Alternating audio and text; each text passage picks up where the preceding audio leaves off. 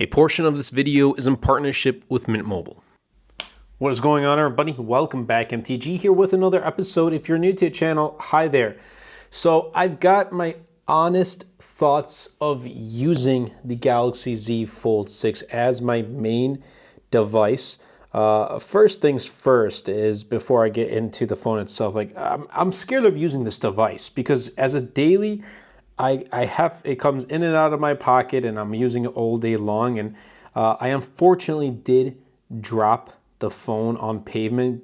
Thankfully, I had on my case from Banks, and it did get scuffed right here. I absolutely love this case though. Check it out in the link in the description down below.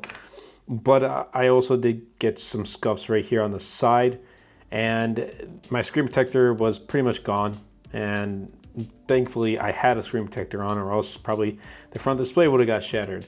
So it was a good, and it fell literally on the cover display. So it's a good thing I had a screen protector. But that's really it. Like I just am super scared of rocking this device and trying to be careful at the same time. But everything else about this device is pretty great, albeit some things that I wish it had. Before I continue, I want to talk about today's partner, Mint Mobile. So about 10 months ago, I decided to make the switch to Mint Mobile as my wireless network because of their quality of service and how affordable they are. So when Mint Mobile reached out to partner with me, I was more than happy to, because I've been on their wireless network for nearly a year and they've been awesome. Mint Mobile offers premium wireless service for as low as $15 a month, and you don't have to sacrifice any coverage, speed, or data. Why should you pay more than you have to for access to the same network? Now, my experience on Mint Mobile has been amazing. It's super fast, and I'm always out on the go. I'm watching lots of YouTube videos, playing Call of Duty, playing lots of Clash of Clans, and so far I'm doing not the greatest. And with Mint, I am able to rely on fast speeds. They keep costs low because they sell direct to you online. That means they cut out the retail stores and salespeople, and in my experience, this saves so much hassle and time. This means you don't have to wait in line at a big wireless store anymore. Not only that, but switching to Mint is super easy. Thanks to their digital eSIM cards, you can sign up and activate immediately right on your phone from the comfort of your home. You can keep your current device and phone number and easily switch services. And if your phone isn't eSIM compatible, Mint will ship you a new SIM card free of charge. I haven't looked back since, and it was one of the best decisions I've made. You'll be able to get unlimited nationwide talk and text, plus lightning fast 5G and free mobile hotspot.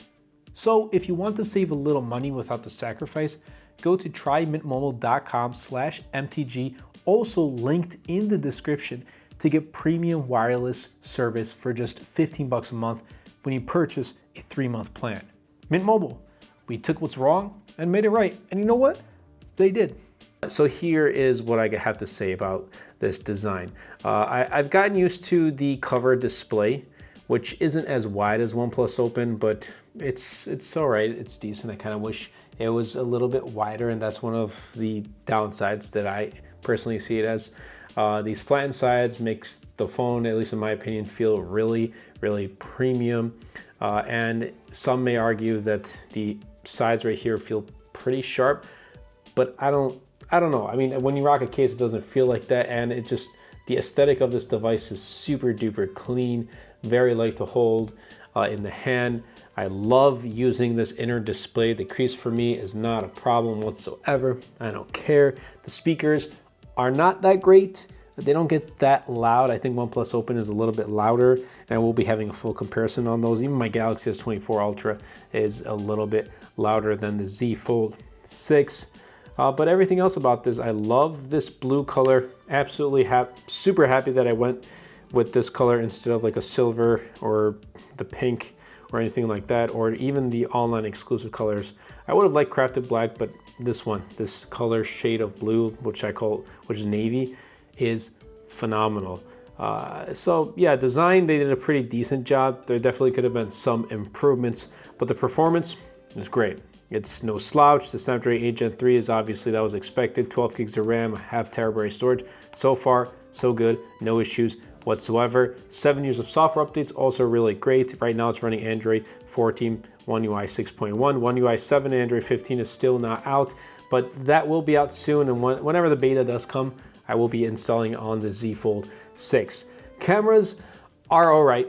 Like, they're good, they get the job done. You're getting a new 12 megapixel ultra-wide camera with a 50, and as well as a 50 megapixel, not 15, 50 megapixel main camera, as well as a 10 megapixel 3x camera. And they're all right, but they're not gonna be something like the Galaxy S24 Ultra. And that's where I kind of wish we had a flagship camera. And you guys know, like, I'm not a smartphone camera guy. Like, I'm not really nitpicky about the camera quality, but when you're paying a premium price of $1,900, I think you should have some pretty, flagship level cameras, and this just ain't that. The UDC camera, under display camera right here, is potato quality. I don't use it. I think they should just get rid of it and put a normal front-facing camera, because like when I'm FaceTiming or video calling, taking selfies, I will be using the front-facing camera, or if it's for selfies, I can use the rear camera as well, but I ain't using that under display camera. Yeah, I just completely pass on it. The only upside that I've seen is, like, you don't really, right now I'm looking at it so I can see like the individual, like the pixels right there kind of covering it, but other than that, like on a day-to-day basis, I don't really notice it that much. So that's just something that I want to point out there. So yeah, I wish the Z Fold 6 had the same camera setup as the S24 Ultra, hopefully next year. Battery life is all right, like it's good, but I've gotten better battery life with the OnePlus Open that has a larger battery and faster charging speeds. This one has a 4,400 milliamp hour battery, and I wish it was a bit larger. It can be a little bit of a thicker chassis. I'm completely okay with that. And even though, it has a 4,400 milliamp hour battery, and it lasts pretty good, you would hope that the charging speeds will make up for it, but it doesn't. It's like 25 watts and it's not the fastest. And I hope Samsung decides to add faster charging speeds to their devices. But other than that, it's not too bad with the battery life. Like on a light day, it will get me throughout the day, no issues whatsoever. But on a pretty heavy usage day, I'm really struggling to make it to literally the end of the night. So I kind of have to really pay attention to how I use this device on a day-to-day basis. And also, just to add, the call quality on this is pretty great. Speakers, again, it falls in the same category. They don't get that loud, but everything else is, I can hear the person when I'm speaking on the phone. They can hear me clearly, but I can't hear them that loud because of those speakers, both just the speaker for when you're watching videos, and also like the mic. It doesn't get that loud. It could have been better, but the phone quality itself is great. Samsung does a pretty good job with phone quality. And yes, I still make phone calls, and I know a lot of other people do, so I want to point that out. Pricing, I still can't justify $1,900 for this device.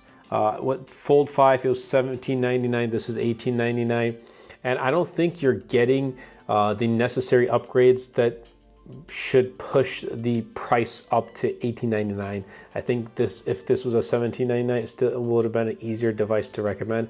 Now it's a little bit harder. But the thing is, this phone will always go on sale, as other Samsung devices do as well. So I think you'll be able to find it for a pretty good price. Don't pick this up at $1,900, but pick it up when it goes on sale. I'll be leaving links in the description down below, because Samsung always has awesome deals for their devices, including the Z Fold 6. And from time to time, I will be sharing deals on my community tab. So also definitely be sure to subscribe if you haven't already, and check out my community tab, because I will be sharing updates on devices, updates on the channel, deals and whatnot. So definitely be sure to stay tuned to that.